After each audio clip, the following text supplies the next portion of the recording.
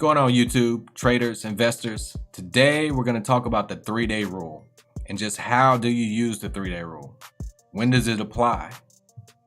The 3-day rule generally is for like a earnings miss, bad news, or whatever, something negative with the stock that you're looking at. And that 3-day rule means to, when they gap down or when they dip, don't just jump in on that day, because generally stocks tend to drift further south to dip even more off of that bad news. So the 3-day rule, you hold off 3 days before you even think about getting in that stock. So we're going to dive into some charts and we'll see exactly what I'm talking about. First one we're going to look at is Kraft Heinz. Good company. They've hit some hard times, but they're going to be here for a long time. They did have a good dividend.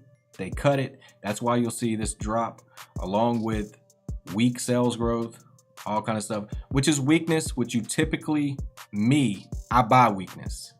Unless it's just like horrible, like the company is totally going in the wrong direction. So, but weakness is what you buy. That's usually what causes a dip. And if they're a strong company, they'll fix it. So we're going to zoom in on Kraft Heinz and just look at this. They had earnings on the 21st of February. This is a few months back. And as you can see, they gapped down. This was a big gap. Big gap. I want to say they were down like 26%, even almost 30%, I believe. I can't remember the particulars, but anyway, day one, after the earnings, they opened at $35.85, closed at $34.95. So roughly about $1. You're like, oh, let me get in. No, don't get in then. Because look at day two. They opened at 35 and closed at 34.23. So they're continuing to go down. That's day two. Now let's jump to day three. Day three, open 34.24, close 33.12. So we're at our 3-day mark right there. So you're thinking, oh, this is a 3-day. Let me get in now. No, the 3-day rule does not mean to get in 3 days after. Wait 3 days and watch the stock. Keyword, watch. You have to be patient. If you're going to play the stock game, you got to be patient. If I could tell you anything, be patient. There's going to be opportunities. So day 4 opens 33.15, closes 32.20. So it continued to go down. And let's just look at day 4 and look straight across. That's pretty much where the stock's been since then. Right in the 32s. So if you waited 4 days, you would have got in on the bottom. So always remember that 3-day rule doesn't mean 3 days. It could mean a week. We're going to look at another chart. Intel, which is relatively, I want to say this is the end of April. We're going to zoom in. You can see the gap. They had earnings 25th of April. You see the gap. It gapped down. Day 1, open 52.74, close 52.43. Okay, like I said, don't get in on that day. And this one in particular is one you probably should have watched for a week or a little more. Day 2, it opened at 52.17, closed at 51.11. And then you come to day 3. Day 3 didn't do much of a move. Open 51, closed 51.04. So pretty flat. So you're thinking, oh, this is the day. No, hold off.